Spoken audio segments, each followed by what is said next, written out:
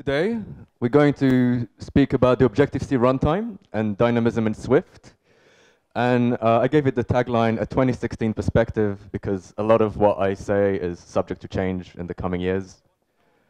So let's start by going back about 5 months ago. So it's mid-May. The sun is shining, it's spring, flowers are blooming. And Brent Simmons, who's a popular Objective-C and iOS developer, published a series of blog posts. And in the blog posts, he's kind of documenting various problems that programmers solve with the help of the Objective-C runtime functions. And what he's trying to argue is that Swift as a language doesn't have native solutions for this. And even though today Swift ships with the Objective-C runtime, in a future where Swift completely replaces Objective-C, we don't know how we're going to solve these problems. And basically what happened next was this huge fight on Twitter. People picked side. It was kind of seen as the old guard, people who've been developing Objective-C apps for the Mac for the last 20 years, versus the new idealistic Swift developers. And yeah, it was kind of pitted as basically experience versus idealism and flexibility versus type safety. And yeah, there was so many tweets and Medium posts. And it got so out of hand, you can even, there's a t-shirt you can buy, and this is real. And this is picking the side of type checking versus dynamism. And so that was around that time is when I thought I should do a talk about this. And the way it's going to work today is we're going to actually explore the runtime functions and what we actually mean when we say dynamism. We're going to look at where we are today with Swift and these issues, and sort of look ahead towards the future and see what's coming. It can be a bit dense, so I promise there's a really cool cat GIF at the end, so something to look forward to.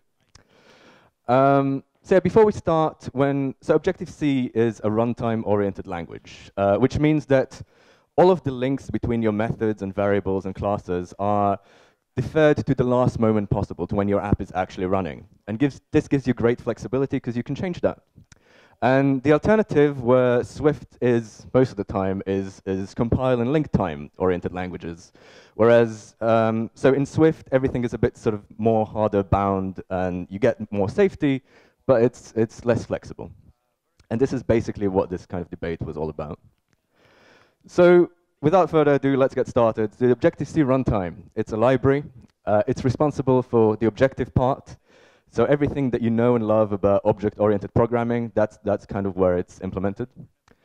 So if you want to access the functions, you just import the library. It's just Objective-C runtime.h. And it's written mostly in C and assembler. And yeah, implements things like classes and objects and how methods are dispatched, protocols, all of that good stuff. And it's completely open source, and it's been open sourced for a very long time. So you can download it, have a look, see how things are implemented, and learn more about the language that we're all developing in. Right. And the way this is going to go in the talk, we're going to have this purple slide, which we're slowly going to fill with. So as we explore the runtime, we're slowly going to fill this with functions and solutions that to problems that the runtime solves. Right. So we said the runtime is responsible for the object-oriented programming part of Objective-C. And let's start with the basic building blocks. So what are objects? So objects are defined in the runtime.h. An object only has a reference to a class. It's the ISA or ISA. And that's it. This is what every object in Objective-C needs to implement. Now, what's a class? So a class is a bit more complicated. A class has an ISA as well, an ISA. It has a reference to superclass, and this is, it's never nil apart from for NSObject. Everything else in Objective-C inherits from NSObject in some way. Then we have name, version, and info, and they're not very interesting. And for us, what's interesting is the IVA list, method list, and protocol list, and these are things that you can change at runtime and read from a runtime. So we saw that an object is a very simple struct, class is a very simple struct, and this gives us our first runtime functions. So we can create a class at runtime. Why do you want to do that? It's being used, so it's used a lot by framework and library providers. So if you don't know what the data or what the class that you want to create, that the user will want to create will look like, you can create a class at runtime. It's used by core data. It can be used for some kind of JSON parsing if you want to. And the way this works is, so there's an Objective-C runtime function called allocate class pair. You give it the ISA, the class for, in this case, NSObject. You give it a name. These are extra bytes, so you often leave it at 0. You add the IVAs, methods, and protocols. Then you register your class pair. And after you register, you can't change the IVAs, but you can change everything else.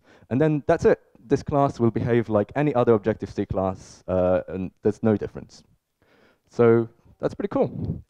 Now, if you have a class that you don't own, and you want to extend it, you want to add functions to it, an easy way to do it in Objective-C is categories. In Swift, we have extensions that are very similar. And one of the problems with categories is that you can't add a stored property. You can add a computed variable, but not a stored property. And another feature of the runtime is that we can add a stored property to an existing class. And we do this with a function called setAssociatedObject and getAssociatedObject. And this is very, very useful for extending classes that you don't own. Yeah, and the next thing you want to talk about is figuring out what a class can do. So this is what we like to call introspection. And the very basic version of introspection is something that you probably use on a regular basis. So we have isMemberOfClass, which is part of the foundation and NSObject classes. And then response to selector, which you use if you have a protocol and an optional method and you don't want to crash. So what this does underneath in the runtime level is isMemberOfClass just compares the ISAs, and response to selector implements an Objective-C runtime function called response to selector, where you give it the selector and the class, and that's it. So that's kind of cool, but pretty basic. Now, if you've done any unit tests, you know that when you write a XC test case, you have your setup and teardown, but you write your functions, your test functions. And when you run the test, it sort of enumerates through those functions and runs them. And the way this is implemented is with the Objective-C runtime. So we're going to do a slightly, it's very similar to what XC test actually does. You can copy the method list. You can also copy the IVA list if you wanted to. And then, yeah, you can just get the name, transform it into a string, check if it contains the string test, and then run it. And this is, and we've basically built like a mini version of XC test. So that's kind of cool.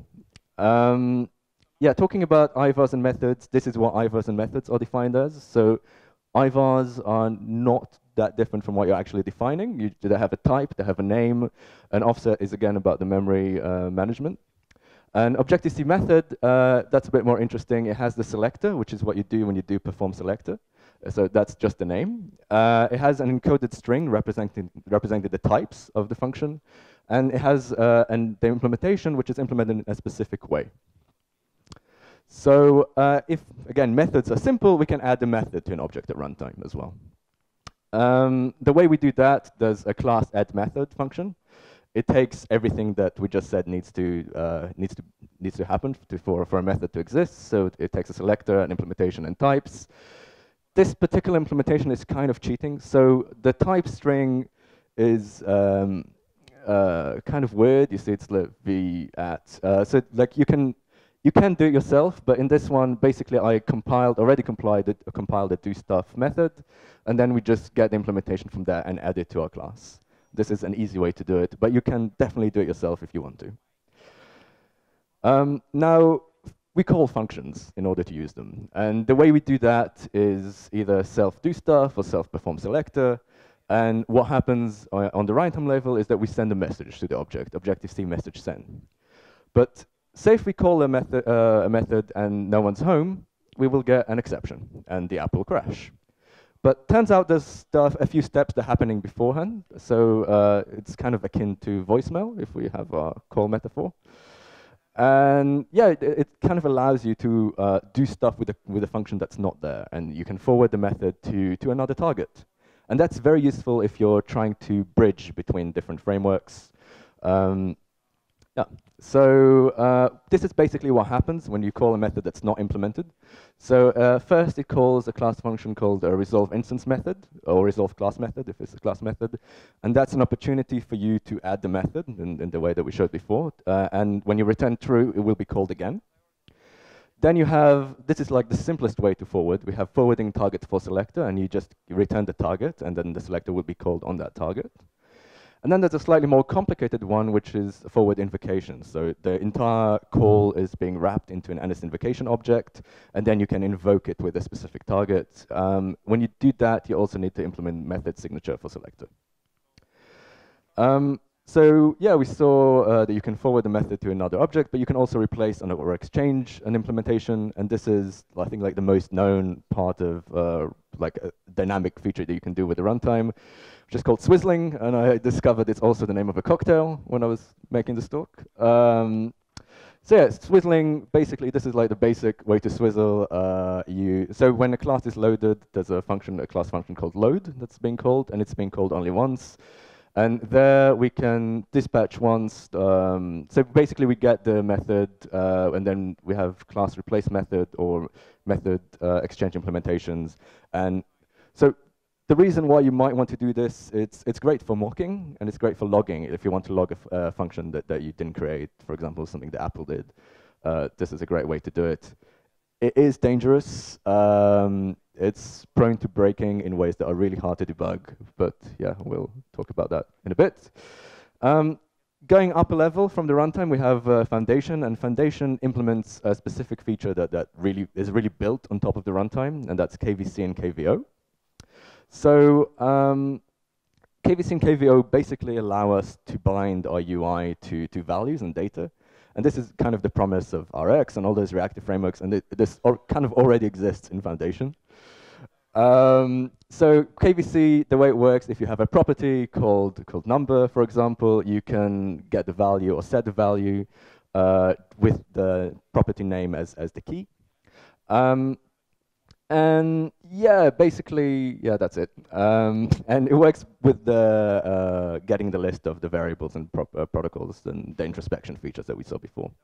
And then with KVO, you can register for changes. So when a value changes, it will it will call this sort of delegate method, I guess, observe that value for key path of object change context. And there you can update your UI as you wish. So when we talk about dynamism in Objective-C, we generally talk about is there are many more functions, but these are the sort of the most useful ones, and these are the ones that people say are kind of missing from Swift. Now, again, all of these come with a warning. So with KVO, for example, you can get, especially if you observe a class that you don't own, you can have unexpected changes happening in your app, and generally, these are really sort of hard to debug and hard to reason about kind of problems. So yeah, it's not recommended to use them as much in production. It's very useful in when you're debugging and when you're creating a framework for yourself. But like in production, I would be very careful with these. So Apple kind of thinks the same, and they added this private method inside your view controller that you can see with class dump. So it says, attention class dump user. Yes, it's us again. Although swizzling and overriding private methods is fun, it wasn't much fun when your app stopped working. Please refrain from doing so in the future. Okay, thanks, bye. Just pretty crazy. Yeah, so it's supposed to be a Swift talk. Let's talk about Swift. So Swift as a language, it's generally strongly typed. It's kind of statically typed. Like the default types in Swift are very safe. You do have unsafe types if you want to, but like the language is definitely sort of pushing you towards using safe static types. Whatever dynamism exists in Swift is available via the Objective-C runtime. And this was fine until Swift was open sourced, and we have Swift on Linux, and Swift on Linux is not shipped with the Objective-C runtime. And I guess like the worry in the community that that's basically the future direction of Swift. And if you remember when Craig Federighi introduced Swift as Objective-C without the C, the worry is that it will become, yeah, Objective-C without the C, without the objective. Right, so what we get with Swift, we have these two modifiers. We have @Objective-C and @Dynamic, and we also have access to NSObject. @Objective-C basically exposes your Swift API, that's a lot of text, exposes your Swift API to the Objective-C runtime, but it still doesn't guarantee that the compiler won't try to optimize it. So if you really want to use any of the cool dynamic features, you really need to use the @Dynamic modifier. And when you use the @Dynamic modifier, you don't need to say @Objective-C because that's implied. So, going back to our list of dynamic features, let's see how they change with Swift. So yeah, we have our introspection one, forwarding methods, replacing, and binding. So forwarding actually doesn't change that much. So we still have resolve instance method that still gets called. You have forwarding target even gets like a nice Swift3 style API. But then NS invocation doesn't exist in Swift. And you know, we can still do our forwarding, so this is not that bad. Swizzling, though, is a bit different. So I said you need to do it at load because load gets called once. Load doesn't get called at all in Swift, so you need to do it in initialize. Before we said we'd do dispatch once. Dispatch once doesn't exist anymore in Swift since Swift 3. So it's a bit more complicated. It's still possible for specific kinds of functions that you define as dynamic functions, but it's really not great. So it kind of removes the ability to swizzle a bit. For introspection, we have some new stuff. So instead of is member of class, we have an even more powerful is. And is works on the new Swift value type, so you can use it on structs and enums and all the great new things that we got with Swift. There's also mirroring API, and the mirroring API is very much focused on types and data, and it's kind of new. And at the moment, we don't have a native way to introspect methods. And it's kind of hinted that that's coming, but yeah, we don't have that. And yeah, that's kind of frustrating, especially if you think about the exe test case that we showed before. If you want to write unit tests for Linux, we can't just enumerate the functions, so you have to implement this static var, all tests, and list all of your tests. And that's a really depressing solution, so it's very sad. KVO and KVC, again, I said like the power of KVO is that you can also do it on classes that you don't own or classes that yeah, you just want to respond to changes in. And KVO and KVC is specific, like it's much weaker in Swift. So the object you're observing has to inherit from NSObject. The variable that you're observing has to be declared as dynamic. You can only use it for Objective-C type, so you need to be very specific about the things that you observe. And the problem is that Swift doesn't have an alternative solution that's great. So you could use RX, or you could use any of these sort of protocol-based ways of observing things. But yeah, there's nothing that's really native to the language to solve this kind of problem, and that's very sad. So basically, so far, I showed you like cool things that you can do, and then showed you that they're really hard to do in Swift. And that's very sad and depressing. But yeah, we need to be hopeful, and we need to be excited about the future. Swift is an exciting language, and there's good news. So basically, recently in the Swift newsletter, Chris Latner said that he really thinks that adding dynamic features is essential to Swift. And even though people don't necessarily agree about what these dynamic features are, it's important to find a native, fluent, Swifty way of solving these kind of problems. And today it's basically scheduled for stage 2 of Swift 4. So the way Swift 4 is being developed is now we're at stage 1 and the focus is on ABI stability. But as soon as that's done, in whatever time is left before iOS 11, this will be one of the sort of core focus for the core team to add powerful dynamic features to Swift, probably starting with ways to introspect methods. There's another thing, which is sort of a side project I'm working on. I'm working on an open source project called Objective Kit. And the idea is to expose some runtime functions in a Swifty way, which I think could be quite a bit of fun. So in conclusion, dynamism in Objective-C is powerful, useful, and a bit dangerous. And Swift currently doesn't have good enough alternatives or solutions for these problems. But it's coming, and yeah, there are things to look forward to. And this is the cat GIF, which I think is great. And yeah, thank you very much. Okay, hello. Hi. My question is about Objective-C runtime adding property. Are there any traps between different architectures? Recently, I had a problem with setting associated property in 64. So, what are the traps, possible traps there? I don't know. If you had the issues, yeah, I don't know. Like For me, it works perfectly. Yeah, I never encountered any issues. Because till now, I have no idea what happened there. Right. Yeah. I haven't had any issues with using a set associated object across architectures before.